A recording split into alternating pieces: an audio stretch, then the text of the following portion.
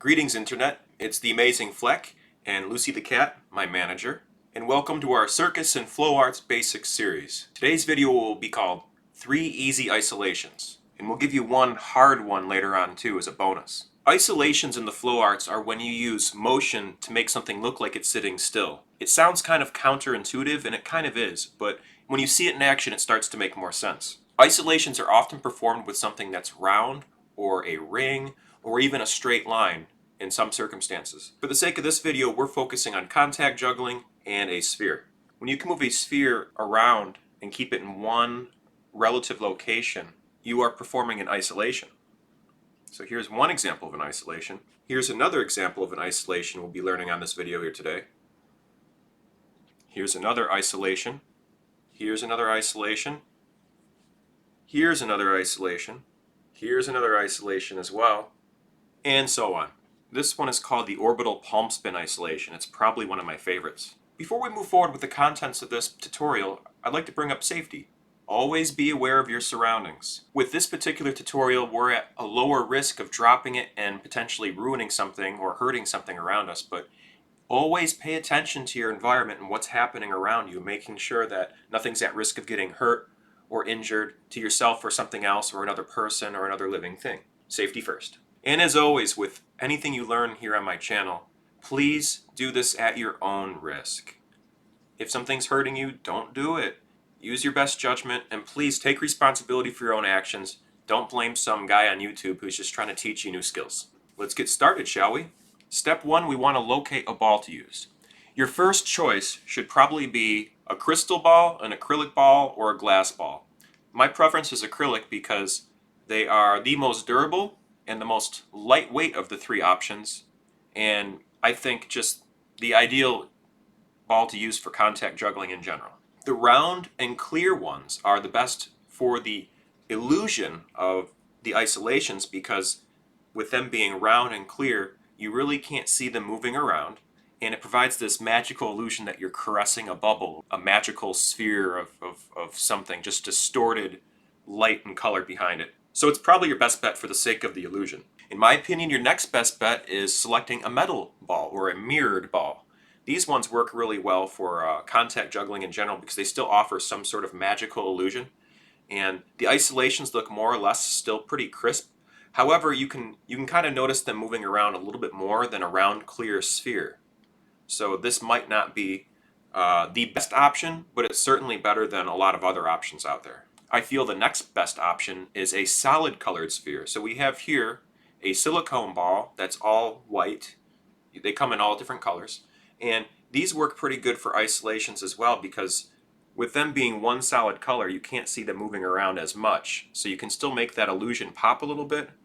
It might not look as good as your acrylic, glass, or crystal balls, or as good as your metal ones.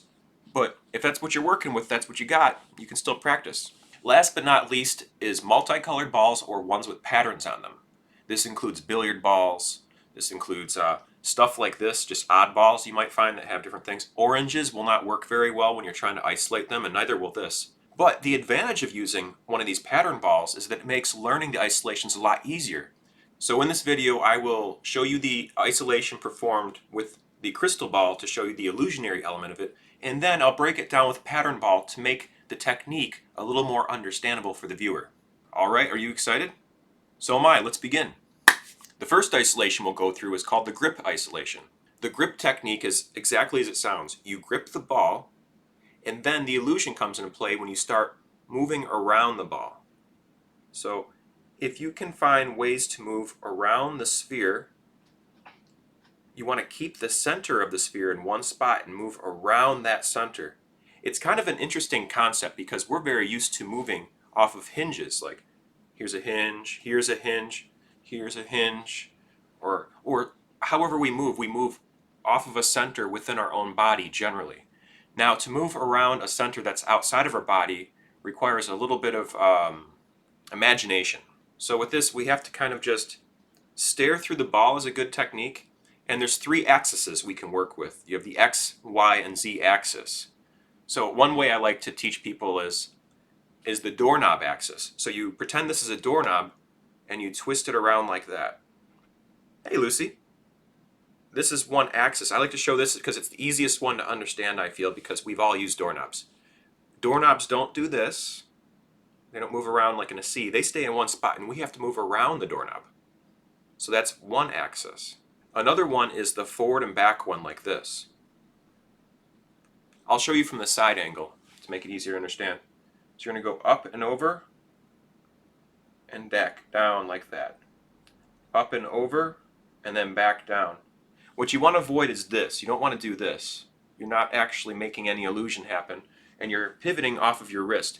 You want to move your whole arm up and over and move your fingers forward and twist your wrist, and then move it back, down, and over.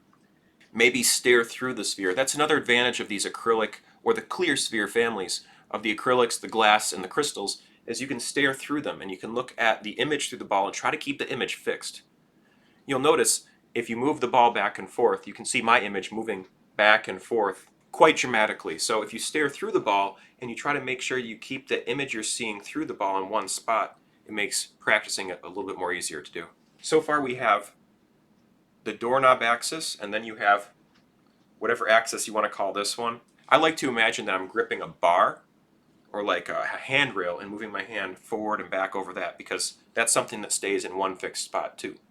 So you can imagine that, if that helps. Try to keep it in one spot. A little bit of pantomime training goes a long way with this technique. The third axis is a little tricky. It's where you want to grip like this and pull down and around like that. So you want to twist around, go up and over, and then down and around. So you can blend those three axes together. The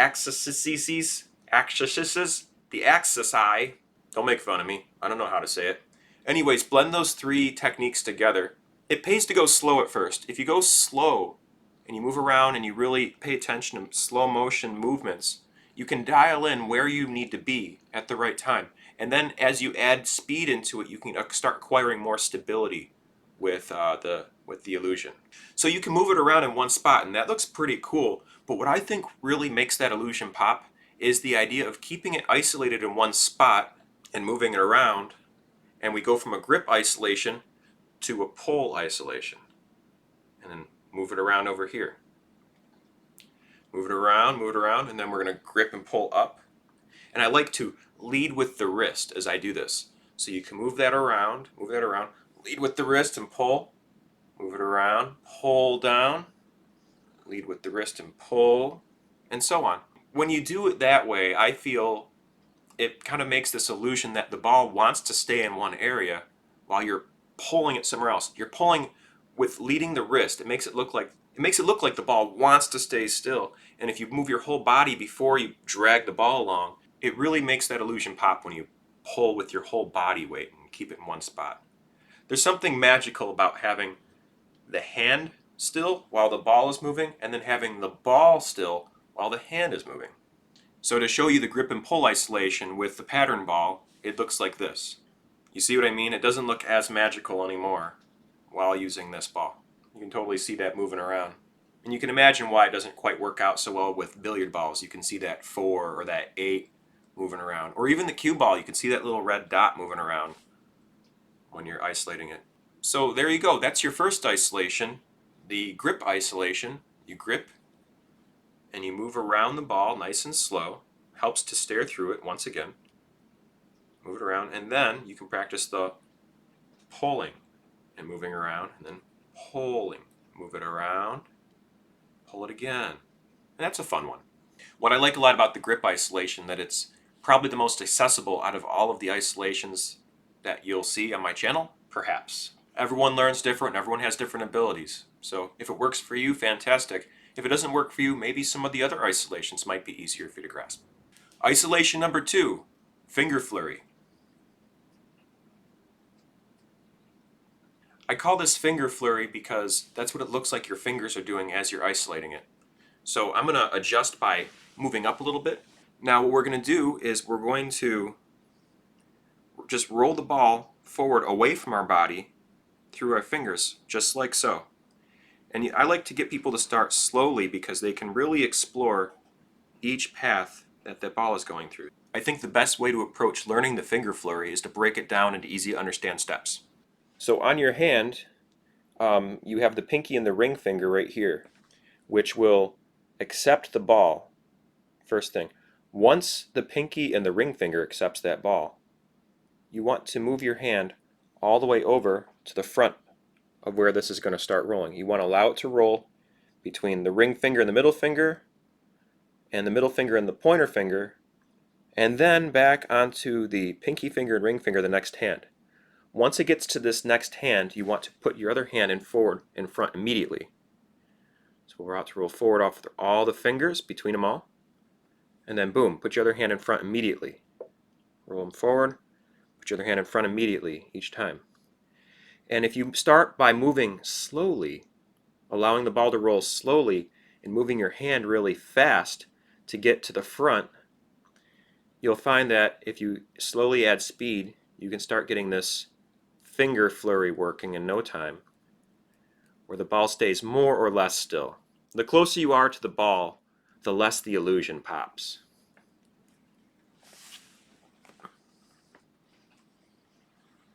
So there you have that finger flurry isolation. I'll show you a couple of variants of the finger flurry now that give you a little more dimension on how you can perform the finger flurry. So if you have the finger flurry like this, what you can do is you can do something I like to call ice cream. You grip your hand into a fist, and it looks like maybe like an ice cream cone. I just like ice cream maybe, so I'm thinking about ice cream often, but you kind of make a fist with the ball on top. Maybe it's a ball of ice. Maybe it's just an acrylic ball with a fist underneath it. So you can move in from the side like this, using the same technique between the pinky and the ring finger, and then you bring your pinky and your thumb together and form into a fist, and there you have it. The ball's right there. You come in from the side again, and this illusion is really, really amplified the more you can pull the other hand far away and cut it back in to grab that. It kind of makes it look like it is a ball of ice and your fingers are just gripping over it the faster you go.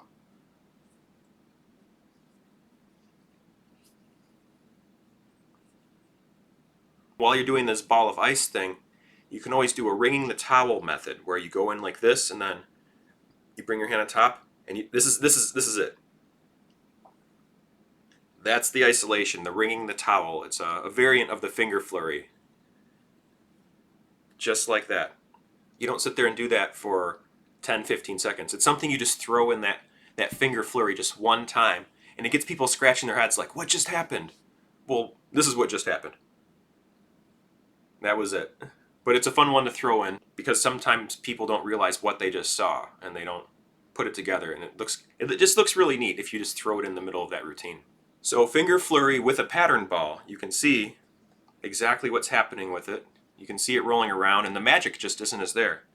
But what you will notice is that when you're using the pattern ball, you can see it bouncing around a little bit more, and you can see the pattern shifting and going different directions. You'll notice you'll get a more consistent finger flurry isolation if you keep the ball rolling in one axis, just straight forward the whole time. If you can manage to do that, instead of having it roll this way, then this way, at like angles, so like rolling it this way, and then this way, you won't have as much wavering as if you just go straight forward the whole time and keep that speed consistent between both fingers. You'll get a better result with the finger flurry there. And with your ice cream, you can actually see what's happening with the ball of ice or the ice cream. Here's your pattern ball for that one. Now the third technique is called the Enigma. The Enigma is a really, really cool technique, and it's hard to show you how to do it with an acrylic ball, which is why I'm really happy that we have the pattern ball for the Enigma. So this is what the Enigma looks like when you're just performing it. It looks like the ball's just kind of hanging out and your fingers are gliding and glossing over it. Move all the way up and around. You can go in any different direction to do the Enigma. As long as you're keeping that ball isolated in one area, you can move it around and do that. Now when people see the Enigma, they think that the fingers are actually pulling and moving up and down and sliding over the ball. That's not the case. The ball is actually rolling. And because the ball is rolling, there's no friction. So it makes it look like your fingers are just gliding over it like there's no work or there's no friction whatsoever. When in fact that acrylic balls provide a great deal of friction on the skin, which helps makes the contact juggling a lot easier to perform because it wants to stick to your skin. It gives you some traction to go over. But with the Enigma, like I said, it's rolling around. So I'm going to bust out the pattern ball to make the illusion a little bit more easy to understand. So here we have it. To do the Enigma, what we want to do is interlock our fingers and have our thumbs on the opposite sides of where our fingers are on the ball. Just like so. Now you want to pick one set of fingers or the other. I'm going to pull my left fingers off of the ball like that. But I'm going to keep my left thumb on the ball. And then I will take my right thumb off the ball and keep my right fingers on the ball. So no matter what you pick, you want to make sure you keep one set of fingers and one thumb from the opposite hands on the ball, on the opposite sides of the ball, to hold the ball in one place. So here we go. We'll take the left fingers off, the right thumb off. Now we're going to roll the ball all the way up to the tips of the fingers and the thumb. Now this is where I lose a lot of people. What you want to do now is switch at the tips. You want to switch. See my fingers and thumbs? My left finger's up here, my right thumb down here. We want to switch and use those to support the ball. Now we have my left thumb up here and my right finger's down here. We're going to roll that ball forward on the right hand to the tips of the fingers, and we'll notice we're back at the beginning now. So now we switch at the tips.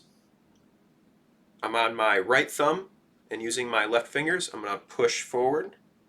We'll notice that the ball is rolling in one direction this whole time. We're at the end now.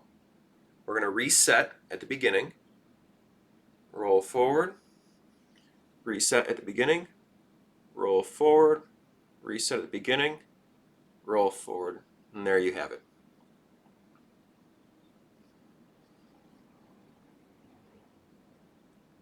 Do you see how that's working? If you can do that, then you can do the Enigma. The hardest thing I think for most people to get down is using the opposite fingers and thumbs to support the ball at the opposite sides of the ball and putting enough pressure to hold the ball between those and rolling between the two hands. It takes a little bit of getting used to holding the ball with your opposite thumb and your opposite fingers and switching between them. But with anything you're doing, you put in a little bit of time and a little bit of practice, turn a foreign feeling into a familiar feeling, and you'll be doing the Enigma in no time. So here we have it.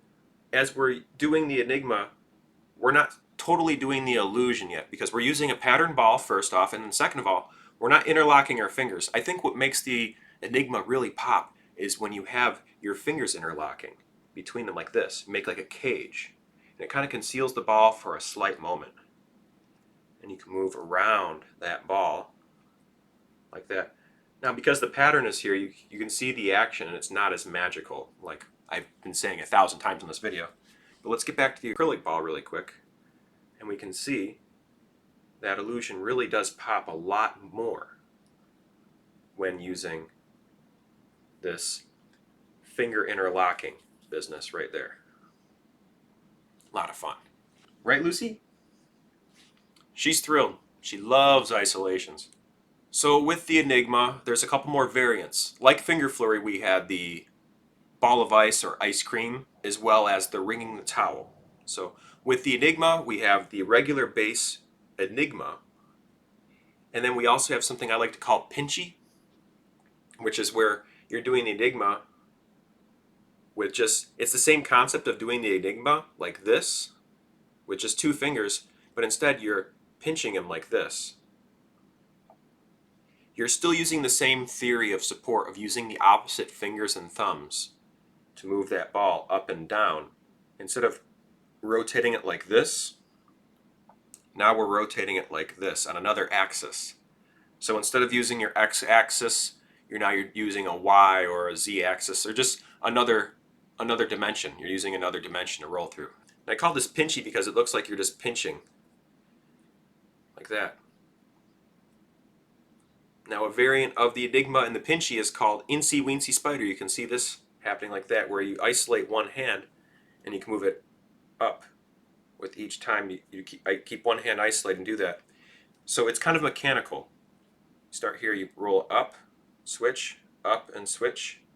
And every time you roll up, there's a little bit of a lag there, but with practice and timing and moving just the right way, you can keep the ball moving at a constant speed, and it makes it look like the ball's floating up in the air, which is fun. It looks like it's just coming right out of your hands and you're not actually doing the work. The ball is just pulling you up. And that's a fun one to do when you're in a seated position and it's going up, and you gotta let it pull you up in the air. And kids love it. Some adults love it. Lucy loves it. She's so amazed, she's speechless. Well, there you have it. You have 3 easy isolations and how to perform them here on this video today. And now, as promised, I'll give you your bonus isolation. My favorite isolation, the orbital palm spin isolation. They call it the orbital palm spin isolation because it orbits around your palm, it's spinning in your palm, and it's an isolation in your palm. So orbital palm spinning isolation it is. I didn't make that name up, that's just one of the names I actually know. So I think the easiest way to break down the orbital palm spin isolation is to mess up a lot. That's right, you heard me right. You have to just mess up a lot. You have to keep rolling it around your hand until you find a consistent shape or consistent way or pathway that it wants to roll around in your palm. And just by rolling a ball around in your palm over and over again, just like this, exploring the outside ring of your palm, exploring the limits of how far it'll roll around the outside edge of your palm. The further out you can go, the more the illusion will pop and the more beautiful it will look. So here's the orbital palm spin isolation right here. And the slower you can roll it in your hand, the more magical it looks. And it's difficult to roll it slower. You want to go faster because it puts a little more stability on the ball, right? But if you can manage to move it really slow, you can make it look a lot more interesting. A little out of practice during this 2020 year. I haven't been able to perform as much in front of audiences. So you roll that around, and then what I like to do is do like a hummingbird kind of style thing where it moves somewhere else really fast.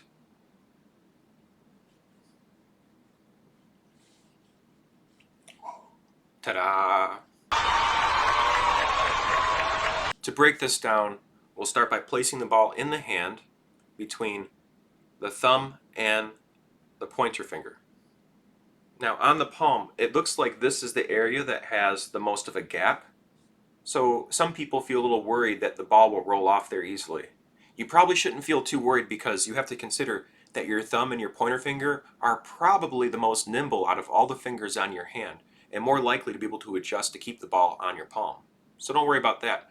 The areas that I have the most trouble with are up here on the edge of my palm over here in this bottom corner because I don't have much control. I don't have any way of grabbing that ball and pushing it back up. At least here on the meat of my palm, at the base of my thumb, there's a little more meat there, so I have a little bit more of a way of moving that around. This area here isn't as easy for me to tense up and to correct with. So I'm a little more careful about going to the edge of this part. But I like going all the way to the tips of my fingers, as far to the tips as I can go when doing this isolation. And it rolls a little bit further back in towards the palm. In case there's an error, I can still catch and make up for it. But then I like to just make a game out of it. How far to the edge can I go before it falls off?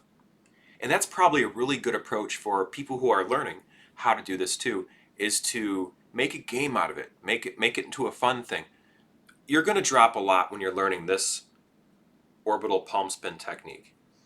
You're going to roll it around your palm over and over and over again.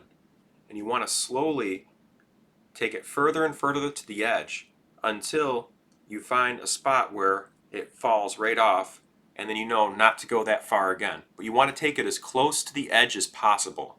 And it doesn't have to be a perfect circular shape. You're looking for a consistent shape. You're looking for the ball to travel in that same pathway each time around your hand. And you're only going to figure out what that pathway is by repetition and dropping it a lot. So don't let those drops bother you. Pick it right back up and just roll it around your hand. Once you get a consistent shape in which it rolls in your hand, you want to start moving your hand underneath it in the opposite direction of which it is on your palm. Meaning, if it's at the tips of your fingers, you want to pull your hand back towards you. If it's rolling this way, you want to move your hand this way, and so on. So as the ball rolls this way and then back towards me, I'm going to push my hand to the right and then forward to compensate. And what that does, while you're rolling it around in your palm, it kind of negates the movement and makes it look like it's sitting in one spot. And it is. You're moving your hand around it and caressing the ball in a circular form, keeping it slightly shaking, maybe, just a little bit. But if you really time it and you stare through the ball and you're patient and you relax and you just kind of feel that, there's a certain sensation you'll get when the ball isolates. It feels really weird and it feels really cool. And you can actually connect with that sensation and close your eyes. With time, once you get connected with that foreign feeling, you can turn it into a familiar feeling through trial and error and by paying attention and relaxing too. You'll notice that you get more out of your practice if you are relaxed and receptive. If you're excited or frustrated, you might find that learning new things is a little more difficult for you. If you find yourself getting upset with you're dropping too much, or you're getting real excited because you're getting it, you might find that moving forward with more progress might be a bit of more of a challenge than usual. So just put the balls down, step away, take a breather, take a little break, and maybe come back when you're feeling a little more relaxed and a little more light on your feet. Oh, and I almost forgot, Lucy and I, we actually sell contact juggling spheres. We have a ball for every budget. We have our extra small ball, which is actually a glass 2-inch in diameter sphere that's available for just $10. Up next, we have our small size, which is 2 3/4 of an inch, and that goes for $20. That's our small size. Up next, we have our medium size. It's 3 inches in diameter. It's my personal favorite size for the contact juggling. It's middle of the road. You can do multiple ball. You can do single ball. It's available for $30. And we have next our large size ball. This is a 3.5-inch sphere, and this one is available for $40. And then, last but not least, my favorite, the extra large sphere. This is a 4-inch diameter acrylic sphere. It's my favorite to use for single ball work, as it has the most stage presence and it pops the most from far away.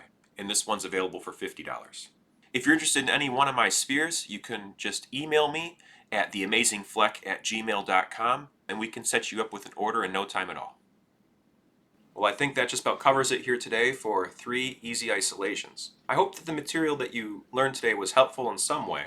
Maybe check out the other videos on my channel for the Circus and Flow Arts if you're interested in learning other techniques too. I also post daily here on YouTube. It's a mixed bag. You never know what you're going to get. Sometimes it's me talking about my day. Sometimes it's talking about whatever's on my mind at that moment. And sometimes I'm experimenting with different cinematic effects and learning new techniques with my video editing software. Be sure to subscribe to my channel and hit the bell so you can know whenever I am posting new content. And every Sunday I post a new tutorial on something to do with the Circus and Flow Arts.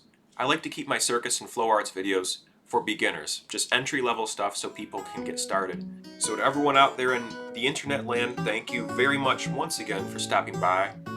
From the Amazing Flec here, and my manager Lucy the Cat, we'd like to remind you to keep safe, be well, stay humble, and peace.